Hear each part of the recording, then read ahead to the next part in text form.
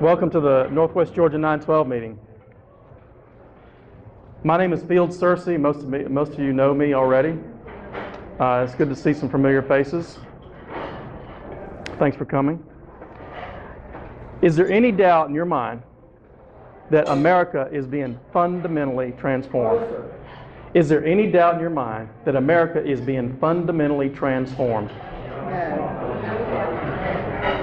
Well, I'm going to show you how it's being done with two different principles. One is regionalism and the concept of public-private partnerships. They are tearing down constitutionally limited self-government and the genuine free market capitalism system. Now, this is a pretty flower here. I'm going to segue a little bit here.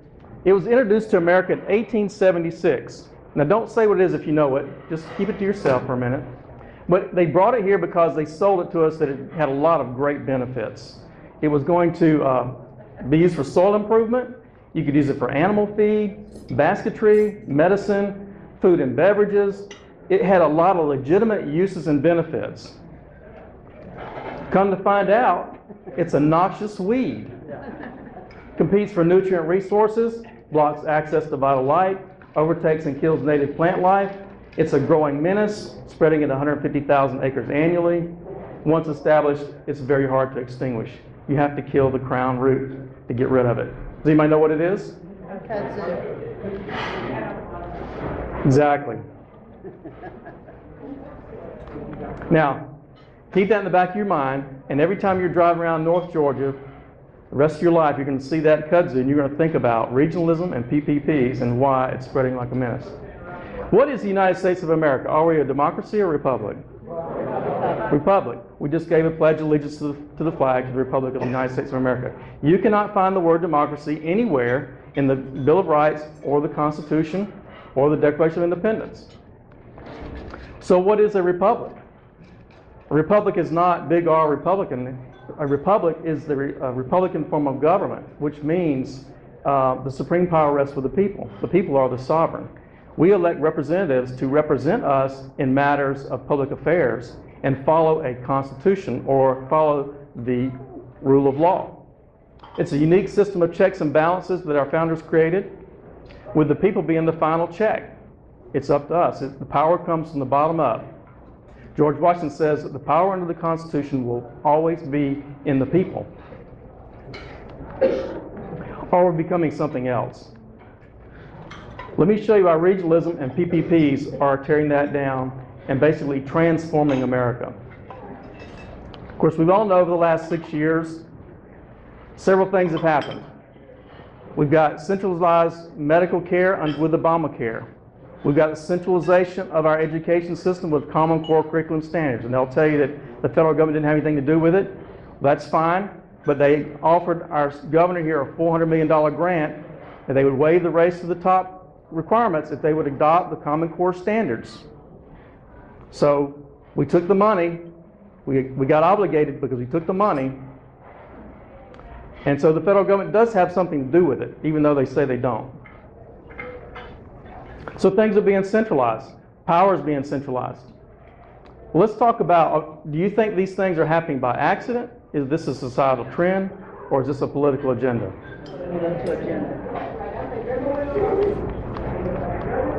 Let's talk about public-private partnerships. We've probably heard of these terms recently over the last several years.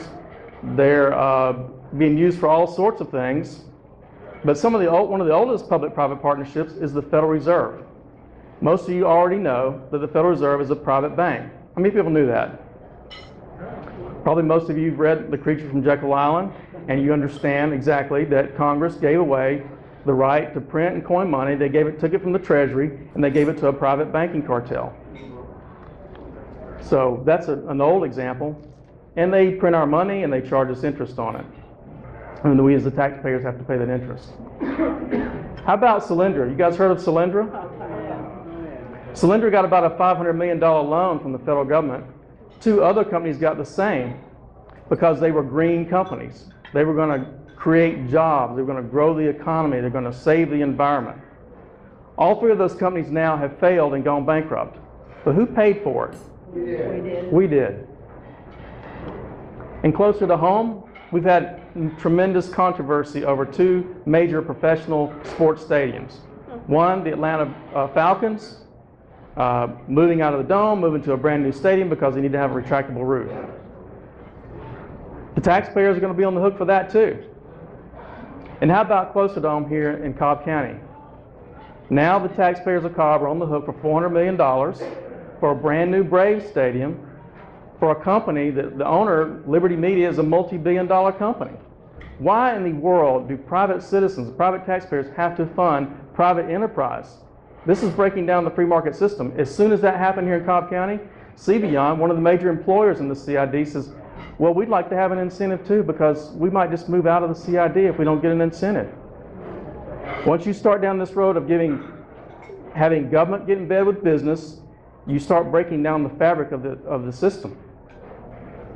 A couple other examples, the hot lanes and toll roads. We have a brand new hot lane going up I-85. It's been in there for a couple of years now. Now this particular one is not a public-private partnership. The state actually owns that one. But they're building a brand new one coming up 75 and 575. They're going to be spending $1 billion over the next few years to put in 2 managed lanes. This is a public-private partnership. And there are more and more examples. They want to do more and more of these things. The first one they almost signed into was going to give away authority for the state to do any other roads up the 575 corridor. Finally, they realized it would be a big mistake not to be able to control our own destiny, and they backed out of that deal. The point I'm trying to make here is these public-private partnerships are very complicated, and we need to understand who's going to benefit and who's going to take the risk. Let me give you a couple other examples. Kelo versus New London. This is a very famous Supreme Court case. The story is New London, Connecticut, kind of a depressed economy there. They were having struggle getting the tax money they needed.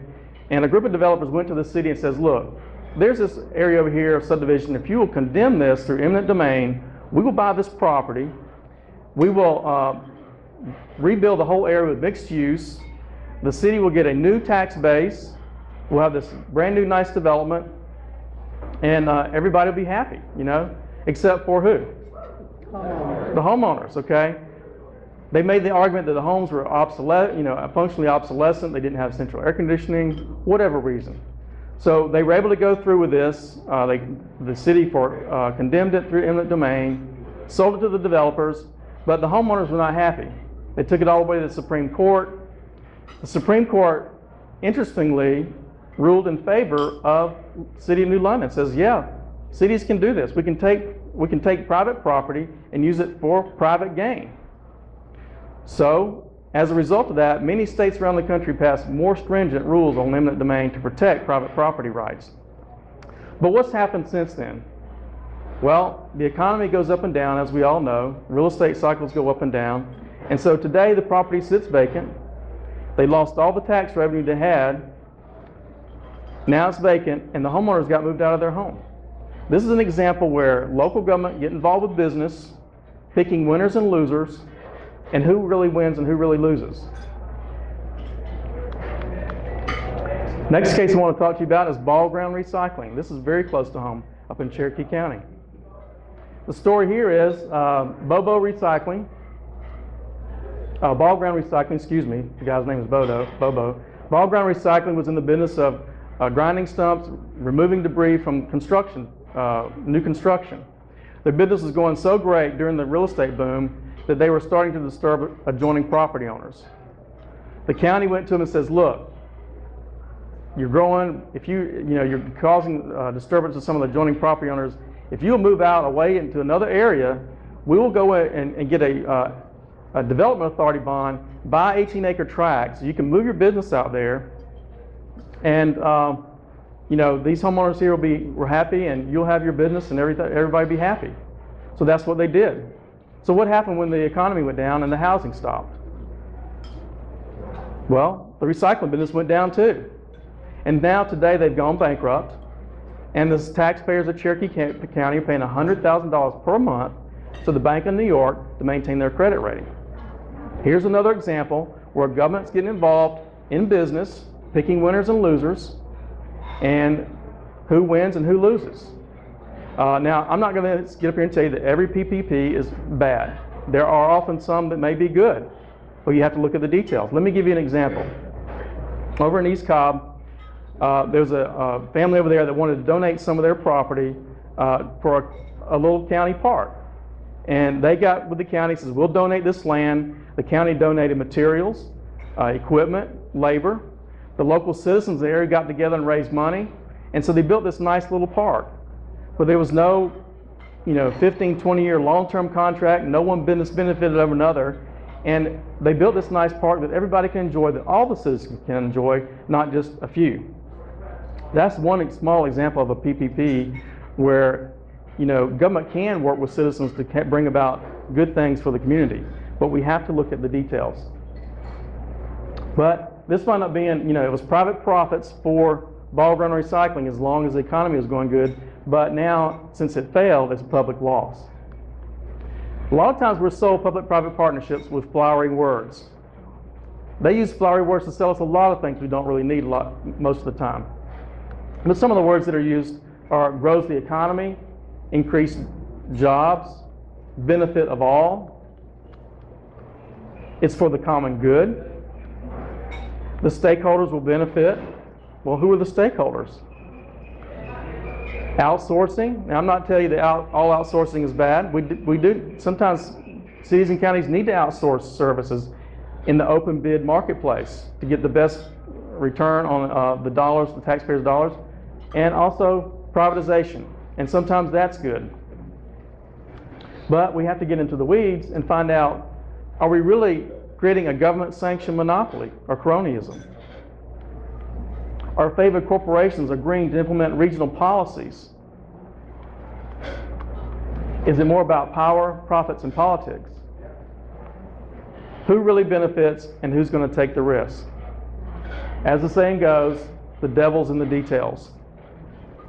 So we need to investigate these. We need to be watching what our cities and counties are doing, what the state is doing on these public-private partnerships to make sure that we are going to benefit and we're not going to be taking some big loss down the road, and that certain individuals or favored individuals are not going to be getting a government-sanctioned guarantee. This is another interesting example I like to tell people about because it just shows you how pervasive this whole concept is and where it can really go. This is a story out of Bloomberg News back from last year. We've all been real concerned about government surveillance on the population. We don't like it. We know that corporations are involved in this. But this particular article kind of put it in perspective. It says, the result is a corporate government surveillance partnership, one that allows both the government and corporations to get away with things they couldn't do otherwise. There are two types of laws in the U.S., each designed to constrain a different type of power. You have constitutional law that constrains governments, and you have regulatory law which constrains corporations. What's happening is the government is using the corporations to get around its limits. The corporations are using the government to get around their limits. And it's not like a formal, documented PPP, but it's a partnership, and they're sharing data, and they're getting a benefit from it, and it's at our expense. And let's jump over to regionalism a bit. We all remember the sign here, vote no, July 31st. We beat the T-Splost for a while, but it's not over with because it's still a law on the land. It's on the books. But fortunately, 9 out of the 12 regions defeated it. You might see this sign looks kind of familiar. We have our next speaker coming up. We kind of reuse that same look and feel because it has it's a powerful message, and because we were successful with it. Maybe you may not know much about our effort there with the Transportation Leadership Coalition. We raised about $25,000 to fight an $8 to $12 million advertising juggernaut that was selling us all these flowery words about how they were going to solve all our problems by passing the T-Splost. Plus, when they saw it, they see the sign on the back. That's right. But one of the, I kept saying to them the whole time is, nobody wants another 1% tax. But one of the things that was not really discussed at all during the entire T-Splost debate was what was embedded in the law about regionalism and why it's a threat. Let's take a little history lesson here. Back in 2008, the Georgia legislature passed HB 1216, which basically reorganized the Department of Community Affairs. At the time, there were 14 districts. They reorganized that to 12 regions, and as you can see here, they're outlined on this little map. The Atlanta regional area is in, oops, is there a pointer here, right here? This little black area, this is called the Metropolitan Planning Organization. This is a federally authorized and chartered entity. And of course, the blue area is the Atlanta Regional Commission. There are 10 counties in that area. The black area, MPO, takes up about 15 or 16 counties, if we get the count right now. But there's the HB 1216 gave more power to the Department of Community Affairs, reoriented that, and created these regional councils that are made up of one county commissioner from each county in the region and one mayor from each county, and then the governor gets to appoint 3 residents from each county, from each region. Lieutenant governor appoints 1, and then the Speaker of the House appoints 1 resident to be on this governing council. Now, how many people knew that the Atlanta Regional Commission even existed? Okay, most of the people in here know because you're active, you're engaged, and you're following what's going on. I guarantee you, if you go talk to your neighbor and ask them, do they know what the Atlanta Regional Commission is? And they will have no idea. And then you ask them, well, do you know who serves on it? And they will have no idea, because this has not been discussed in the public, it's not been brought up, is how this has all been structured. Move forward to 2010, and that's when they passed HB 277. This was the Transportation and Investment Act. This created the T-SPLOST, and again, they created more regionalism by creating another set of 12 councils. Again, here we have 1 commissioner from each county, 1 mayor is selected from the county. And by the way, let me just talk on that a bit. Cobb County has what, 6 mayors? They self-select and decide which one will serve on this commission. Gwinnett County has 18 mayors. And they self-select who's going to serve. Now, some of the regions may have a rolling where they share it and rotate it around, but there's no really rule or guarantee about how that's to be done. And then we have an executive committee that's self-selected for this, and we have a 5-member citizen review panel that's appointed by the Lieutenant Governor and the Speaker of the House. And the review panel, they meet once or twice a year. They really have no teeth to hold anybody accountable. This is a little closer up picture of the Atlanta Regional Commission. There's the 10 counties involved in it. If we had passed the T-SPLOST here in the Atlanta metro area, it would have raised over $8 billion over a 10-year period. This is the funding mechanism for regional government. Fortunately, it was defeated. Now, what does the Atlanta Regional Commission do? Well, they do several things.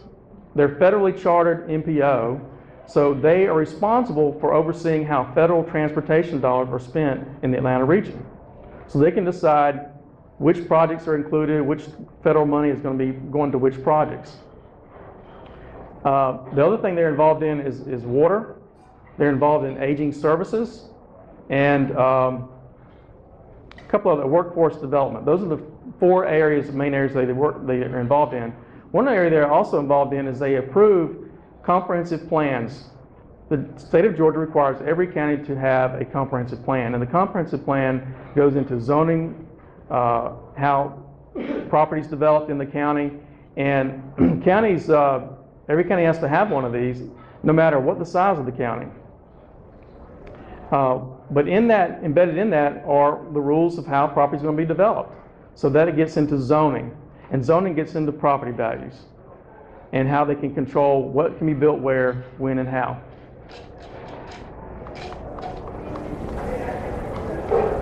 Now, the Atlanta Regional Commission has very big plans for Atlanta for transportation.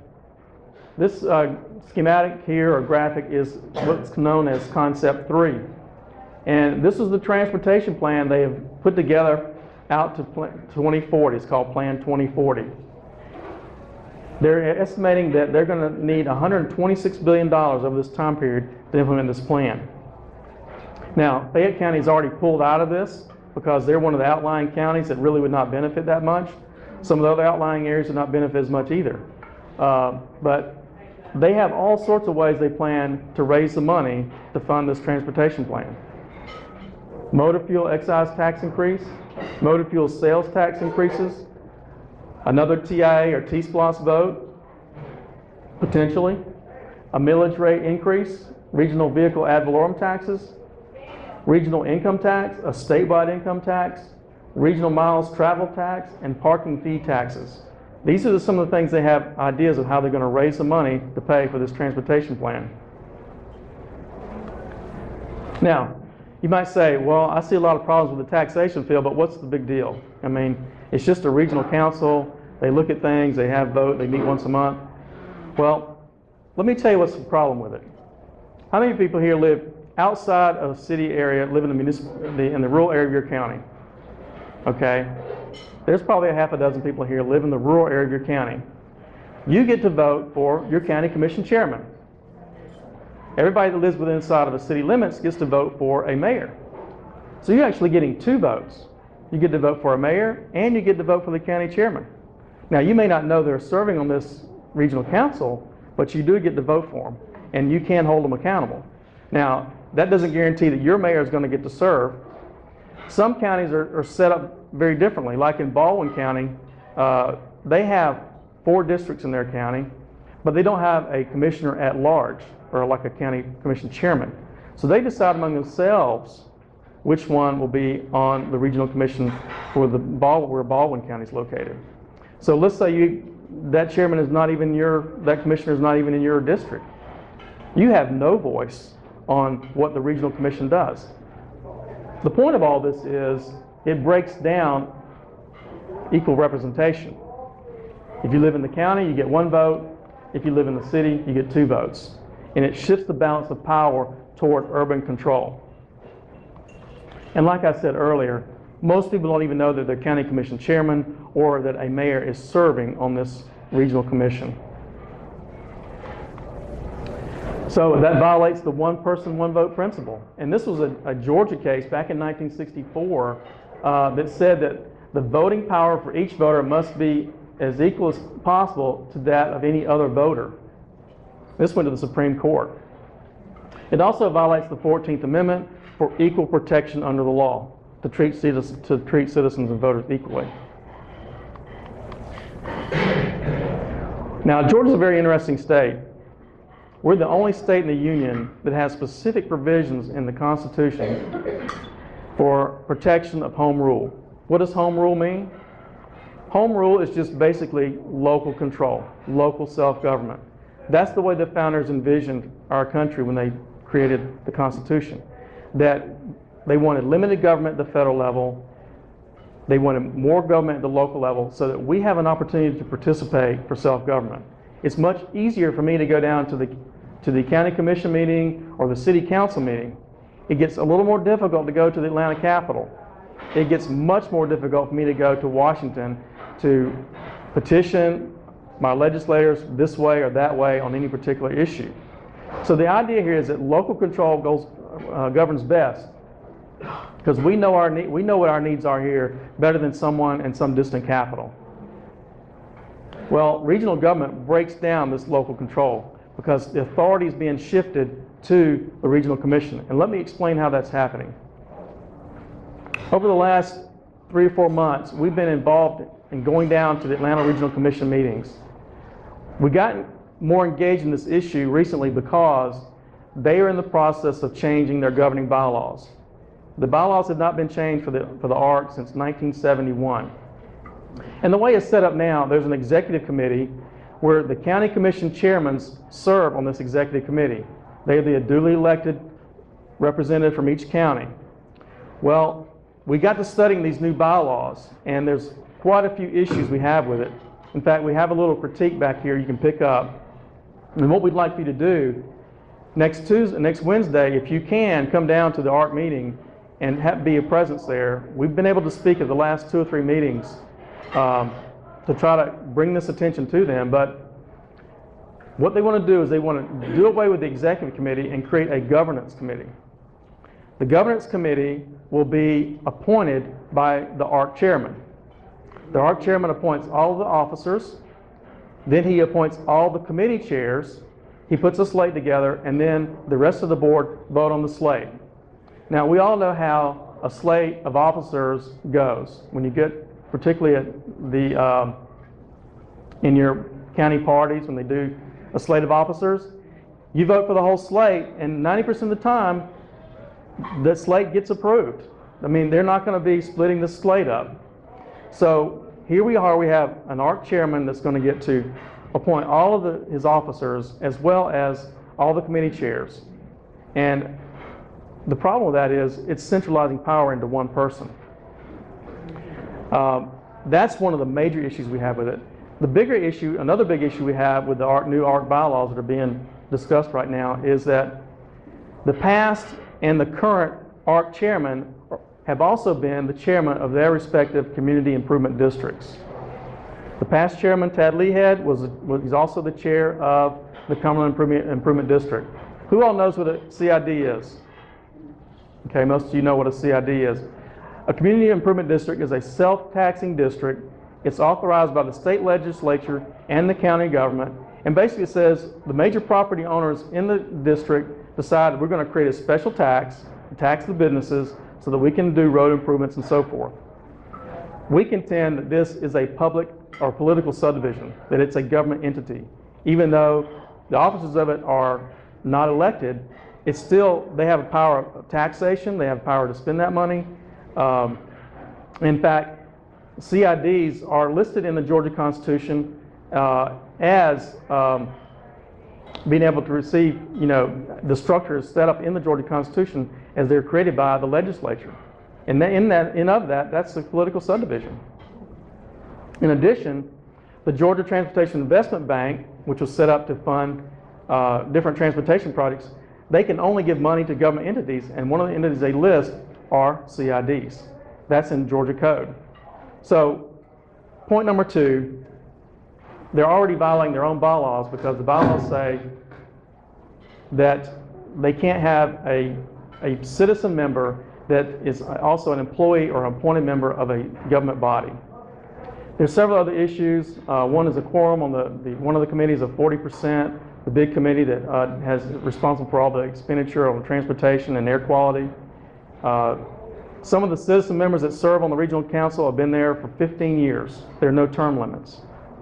So I ask you to, before you leave, there's a handout there, it'll give you more detail, and you can go to our website and download the full critique we did on these bylaws.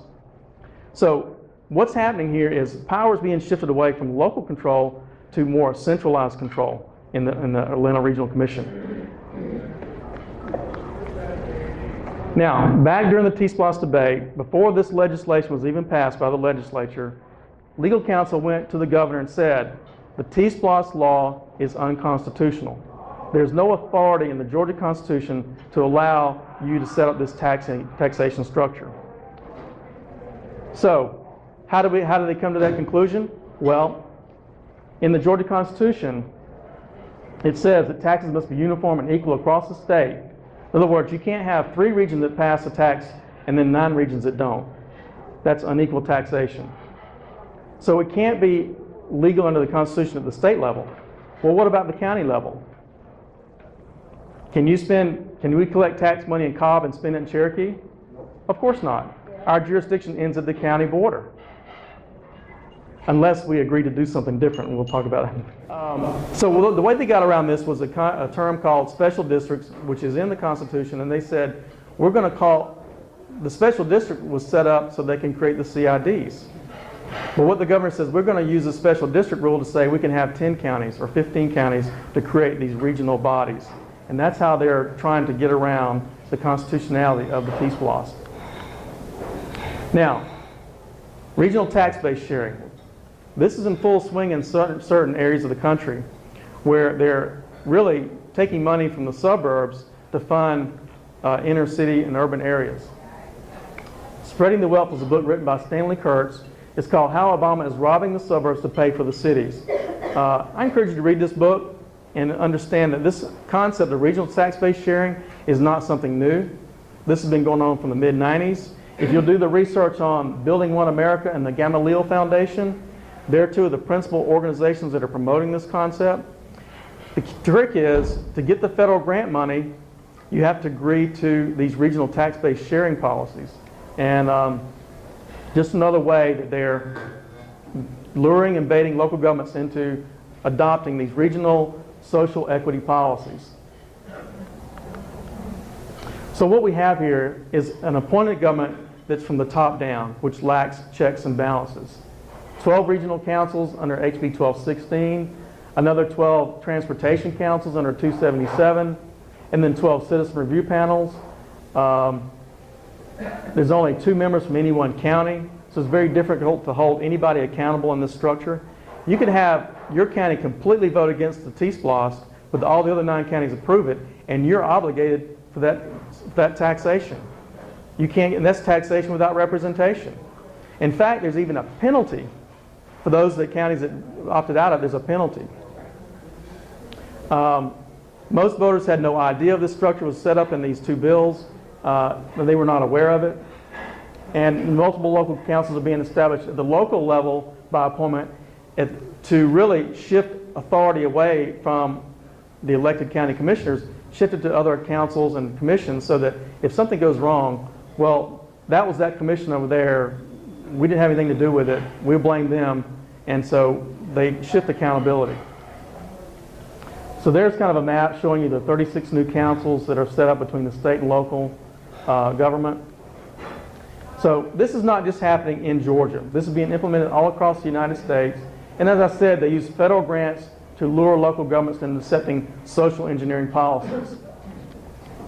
They use pleasant sounding names to camouflage top-down central planning programs. Public acceptance is baited by touting the programs as growing jobs and growing the economy. And finally, they use visioning or consensus building workshops who are used to get public buy-in to a predetermined outcome. Let's talk about that a little bit. When we started investigating this whole regionalism and what was going on with that, one of the things we did is we went to the city planner, the county planners, to find out how the comprehensive plan was adopted for Cobb County.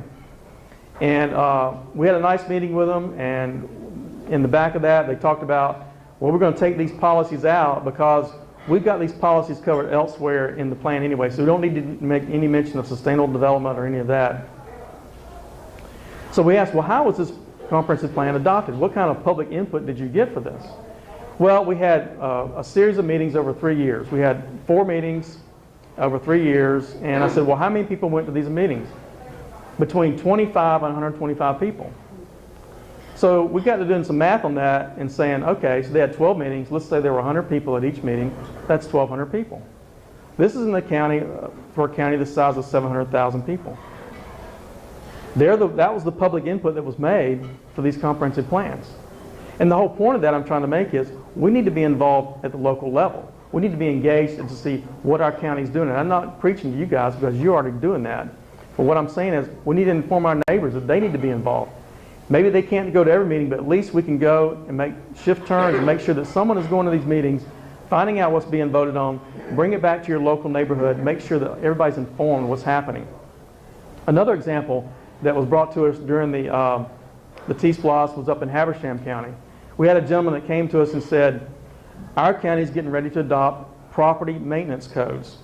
And we said, what is that? He says, well, I got a copy of it. I went to the meeting. There was only 5 people at the county commission meeting. And I started studying and researching them, and inside those property maintenance codes, they were going to start to restrict the size and locations of bedrooms, size and locations of windows, and even had provisions that said, for all the rurally zoned property in Habersham County, you had to have a minimum of 30 acres to build a single-family home.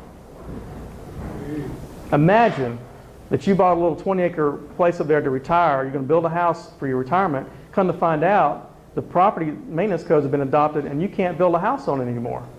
What just happened to your property value? It was reduced, and there was no just compensation for it. Violation of the 5th Amendment for just compensation. So what happened was he started talking to his neighbors. He talked to other folks in the town there, in the county. The next county commission meeting, there were 150 people present. It was defeated 5-0. The point of the story is we have to be engaged. We have to go to these meetings. We have to hold them accountable. Because if we don't, they're going to implement these things and we're not even going to know what's happening. This is a map from Georgia Tech. Center for Quality Growth. This shows you the regional areas all being created around the country, and it's all based along economic development areas, but there's also regional governance structure being set up for each one of these areas. And as you'll notice there, we're the larger regional areas called the Piedmont Atlantic, but up in North Georgia, we have 2 counties in northwest Georgia that are part of the Chattanooga region, and also some counties in Alabama that are part of that Chattanooga region. So it's breaking down that state boundary and border. The same thing is happening down in Grady and Thomas County on the Florida border. They're tied into the Tallahassee region, Tallahassee-Leon County region. Further breaking down the levels of authority, breaking down the lines of local government, local control. Here's another map, America 2050. They've actually taken this map off of their website. I haven't been able to find it, but this is just another map showing the regional areas around the country. There's about 11 of them, major regional areas. And this is the transportation network of mass transit they plan to connect all these regions together. What does it remind you of? Hunger Games, maybe?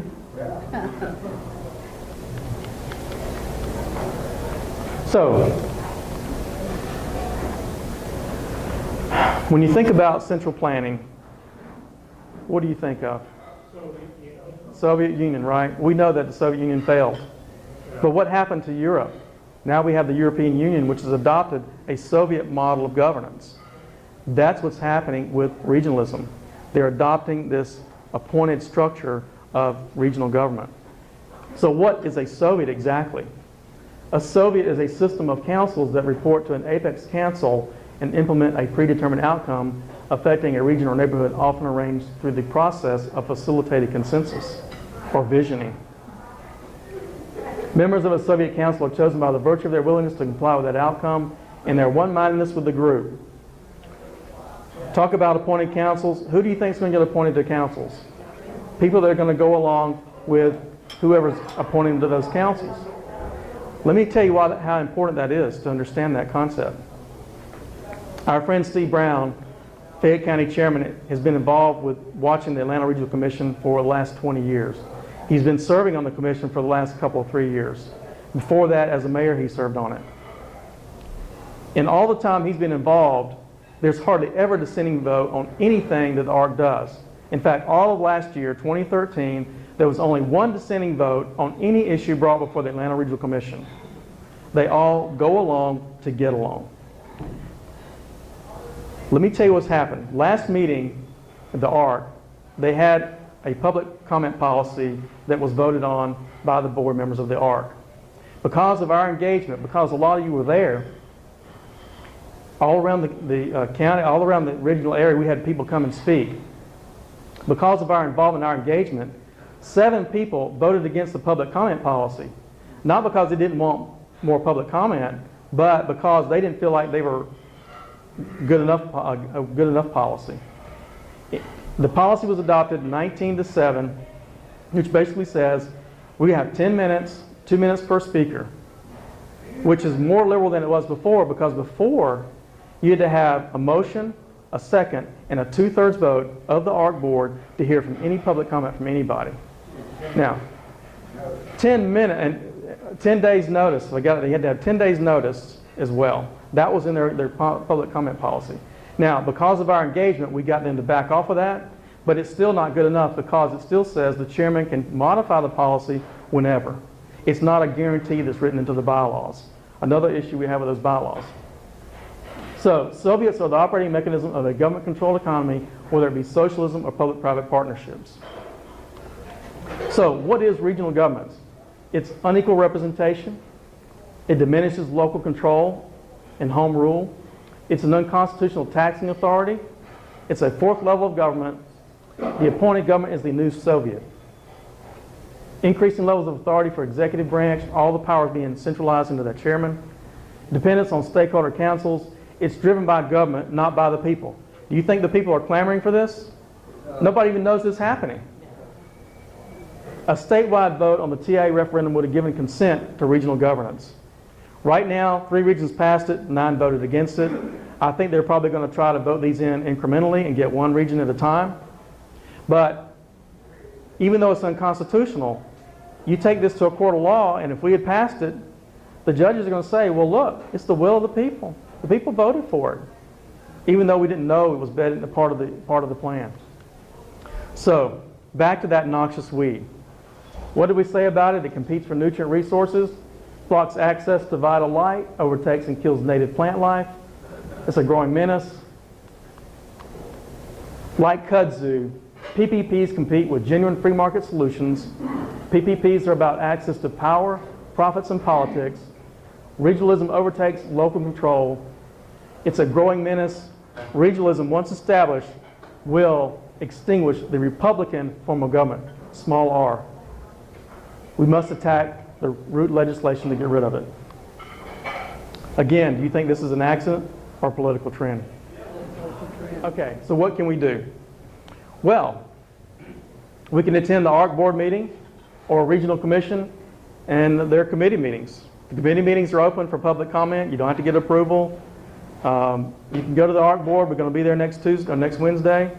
You can attend your city council and county commission meetings to watch what they're doing and monitor them.